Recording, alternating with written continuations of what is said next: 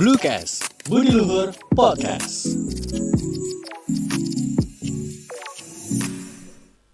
Selamat datang di Bluecast, Budi Luhur Podcast. Yang kali ini bareng gua Ari.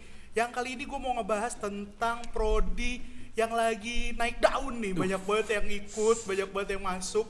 Dari tahun ke tahun mahasiswa semakin banyak. Nah jadi buat Blutizen yang penasaran nih, kita mau tahu nih, yaitu tentang prodi kriminologi.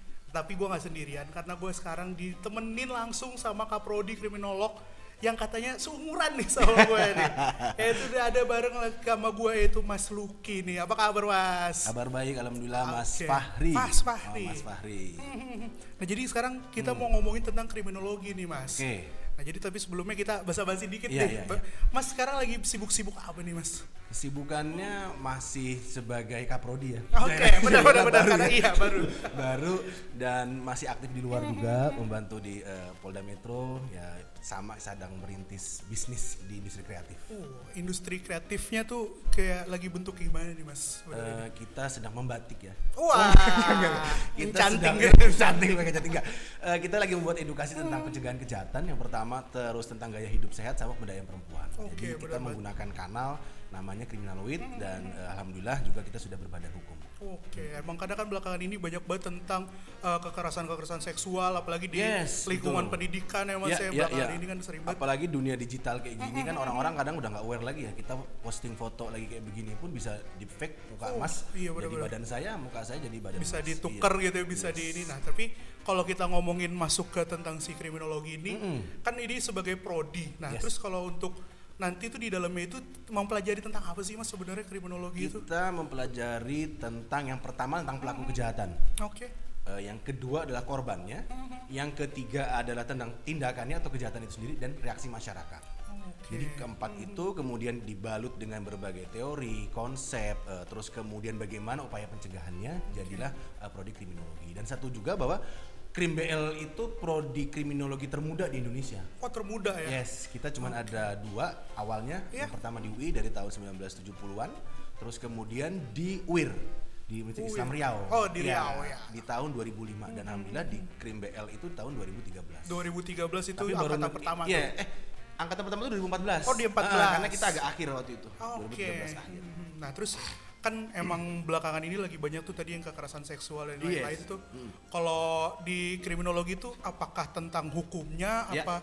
apa sih sebenarnya Mas sih kalau dibahas tuh misalkan si pelakunya tuh apakah tentang sifat dan Ya. sikapnya bagaimana sih tuh kalau dari Kita lebih ke reaksi sosial juga ya. Jadi tidak hanya dari spektrum pelakunya. Dalam hal ini Oke. kalau kita ngomongin pelaku, ada pelaku yang kemudian kecenderungannya ada kelainan jiwa dan lain-lain. Tapi bagaimana sih si pelaku itu terstimulus oleh lingkungan? Yang kedua adalah bagaimana kemudian korban itu juga terlibat dalam praktik kejahatan. Oke.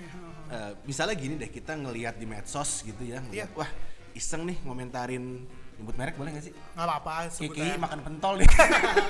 Tahu-tahu kan kita ikut gatel aja di tangan. Nah, di satu sisi kita bisa jadi pelaku di situ dalam konteks UU ITE.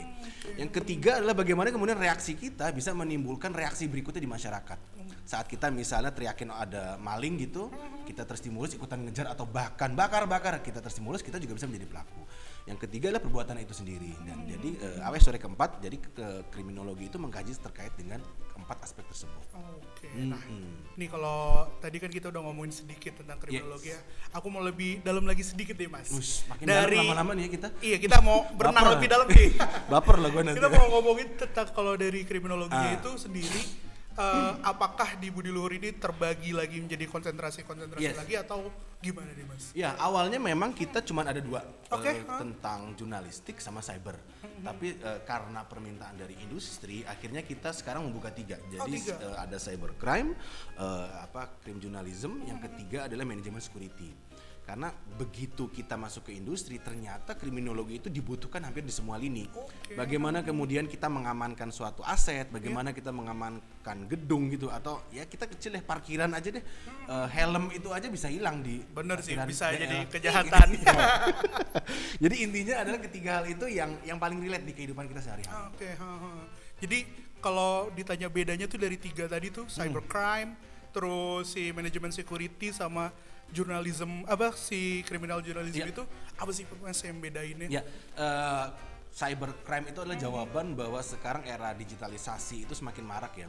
Di satu sisi juga tuntutan terkait dengan perlindungan data pribadi di Indonesia itu masih belum. Iya betul. Jadi bagaimana sih kita bisa memberikan edukasi dan pencegahan bagi orang-orang yang saat ini nggak bisa lepas dari gadget? Oh iya betul, setuju. Hadirlah cybercrime di situ, peminatan cybercrime. Yang kedua adalah bagaimana kemudian di era post-truth seperti ini kita menjadi bias nih, berita apa yang kemudian bisa kita konsumsi, berita mana yang kemudian menjadi rujukan kita, efek dari filter bubble, terus kemudian echo chamber akhirnya membuat kita terdistorsi nih, misinformasi itu banyak, terus kemudian cakupan yang mau kita telan itu yang kayak gimana sih? Betul, Lahirlah crime journalism. Yang ketiga adalah saat kemudian tuntutan di dunia industri ini membutuhkan tidak lagi pengamanan terhadap orang, tapi juga pengamanan terhadap lingkungan. Nah, itulah lahirnya manajemen security itu ya, tadi ya. yang kemudian diadopsi di berbagai perusahaan seperti misalnya salah satunya adalah perusahaan pengamanan G4S, Tech dan lain-lainnya itu yang menggunakan kaidah-kaidah kriminologi dalam mengamankan aset-aset. Oke, berarti emang kriminologi itu luas banget ya Mas sebenarnya. Yes, kalau gue sih menganalogikan ya kayak kita tuh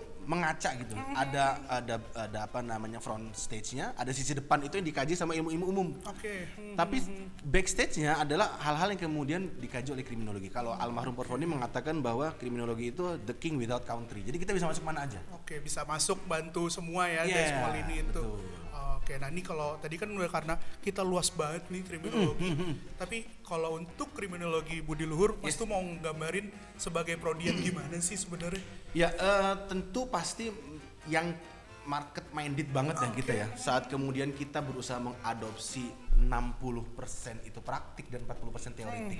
Kenapa kemudian kita mengambil jalan itu? Karena kita melihat bahwa teori aja berada di kelas itu kayaknya kayak menara gading aja. Iya, betul sih. Lu bakalan ngantuk gitu ibaratnya gitu. Boring lah ya kalau itu. Hitung statistik. Tapi saat kemudian mau nggak wawancara wanita tunasusila misalnya. Oke.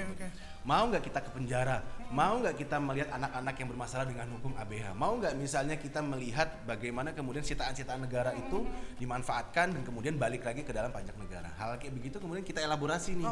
Tidak hanya teori yang berada di kelas, tapi kita bisa masuk ke dalam praktik-praktik yang memang itu relate dengan kehidupan kita sehari-hari. Oke, berarti di kriminologi pun juga langsung kalau di kriminologi dulur langsung menerapkan di praktik juga ya, udah ada praktik-praktik yang langsung dilakukan kayak mengunjungi tadi kayak penjara-penjara tempat prostitusi, terus kemudian kita juga sempat membuat website tentang yang terkait sama kejahatan dan hal-hal yang memang ternyata relate. Kita bisa kayak beberapa kegiatan kayak jembatan literasi yang sekarang sedang digalakan oleh Himakrim. Oke, jadi emang benar-benar nggak melulu teori juga ya, karena kan mungkin orang mikir kriminologi tentang kriminolog, tentang hukum, tentang apa gitu kan. Sebenarnya juga bisa balik ke tentang sosialnya, tentang lain-lainnya juga ya. Berarti sekarang ini bahkan mengarahnya langsung ke praktik ya. Bagaimana kemudian teori yang kita coba terapkan itu bisa kita langsung aplikasikan dalam kehidupan sehari-hari.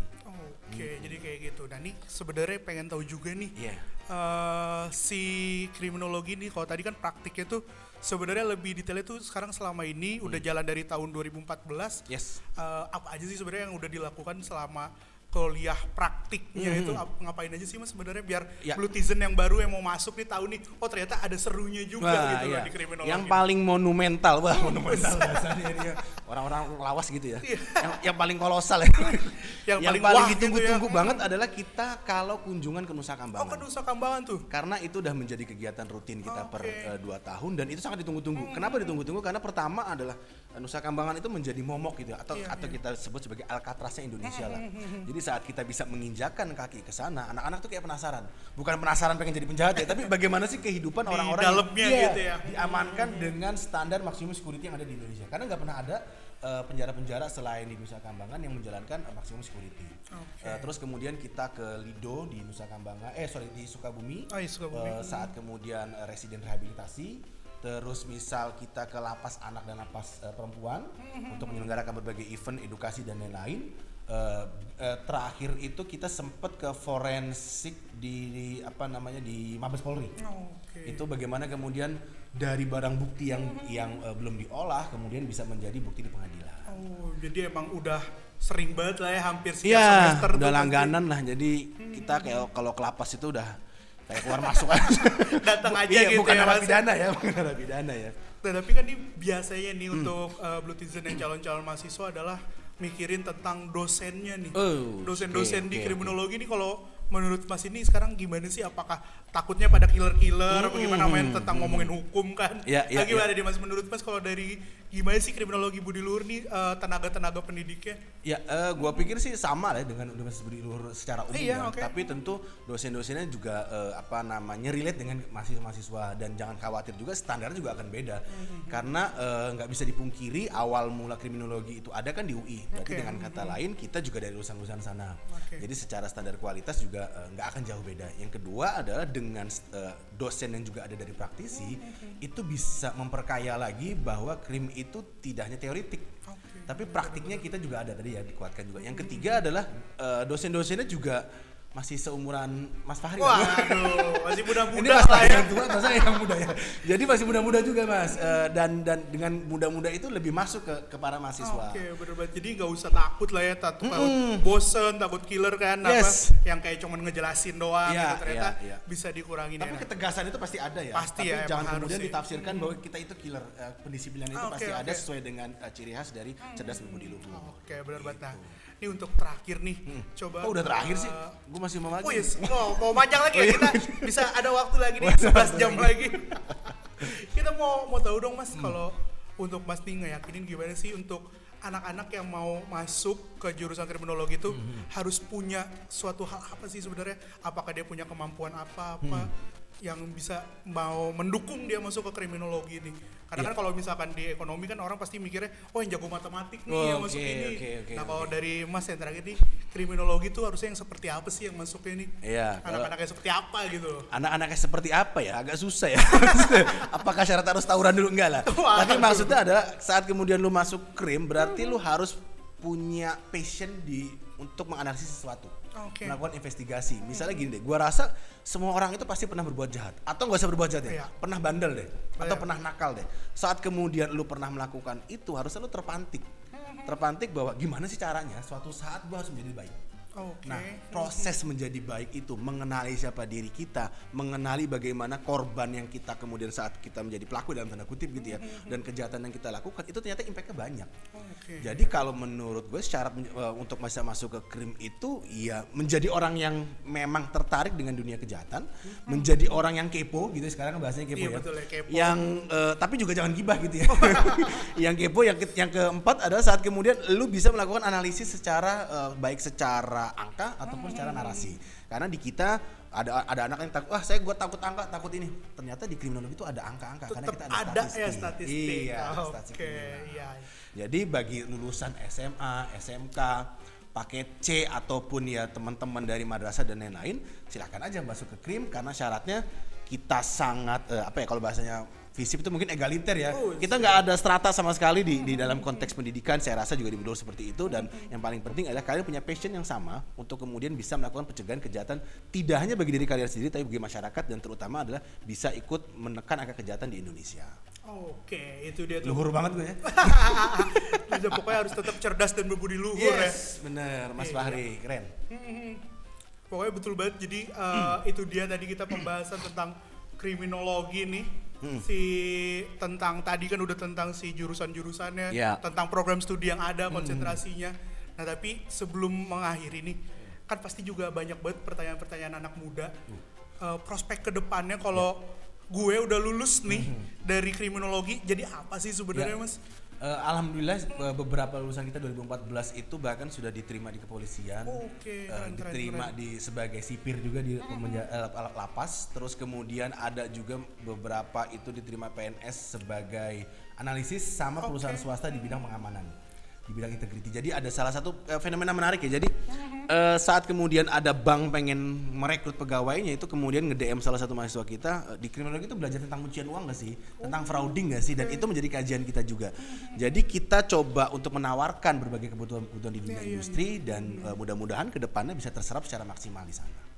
Gitu. Jadi baik itu tadi saya katakan sebagai pegawai negeri sipil misalnya gitu ya, atau sebagai analisis di perusahaan partikelir atau swasta gitu, atau ya teman-teman juga bisa terlibat dalam berbagai praktik terutama di bidang-bidang yang bersifat umum, tapi pasti saya rasa hal tersebut berkaitan juga dengan praktik kejahatan atau kriminologi kajiannya. Pokoknya emang sebenarnya juga prospek kedepannya tuh luas banget ya. Ya, karena betul, bisa betul. masuk ke lini mana aja sebenarnya. Yes, dan kriminologi. keuntungannya adalah karena kriminologi itu cuma 3. Jadi saat kemudian misal ya, paling gampang kita ngambil itunya ya. Saat kemudian teman-teman pengen coba seleksi pegawai negeri sipil gitu ya saingannya udah terpetakan dong. Iya, dari pasti ya, UI, 3 itu karena aja UI ya. DBL. Jadi Iya. masih ada bargaining position bagi teman-teman saat kemudian lulus, gue pengen ngapain ya, misalnya pengen kawin terserah. Tapi kalau pengen kerja, ya monggo silakan. Iya, Dicari benar-benar. prospek yang memang sesuai dengan passion teman-teman. Oke, itu dia Blutizen tadi seputaran tentang program studi kriminologi langsung bareng sama Mas Lukis Oke. selaku Kaprodi. Dan juga tadi kalau masih penasaran bisa langsung lihat aja langsung ke website di Visip ya Mas, Visip, budiluhur.ac.id. budiluhur.ac.id. Dan terima kasih untuk Blutizen yang sudah Promo dong di Kriminaloid, boleh nggak? Oke, boleh sedikit ada promo dikit nih. Iya. Kriminologi itu apa sih Mas sebenarnya itu Kriminaloid pembahasannya? itu kanal investigasi edukasi kejahatan. Jadi kita juga menyuguhkan berbagai konten-konten yang memang mengarahkan bagaimana sih upaya-upaya yang bisa kita lakukan terutama sejak dini Oke. dalam konteks menghindari atau melakukan penanggulangan terhadap kejahatan. Oke. Itu aja Mas, terkena Iya. tarif lagi. Gak apa-apa, kita akan timbal balik Mas. siap. Oke, terima kasih Blutizen. Nanti kita tunggu lagi di podcast Bluecast selanjutnya. Salam Budi Luhur. Thank you.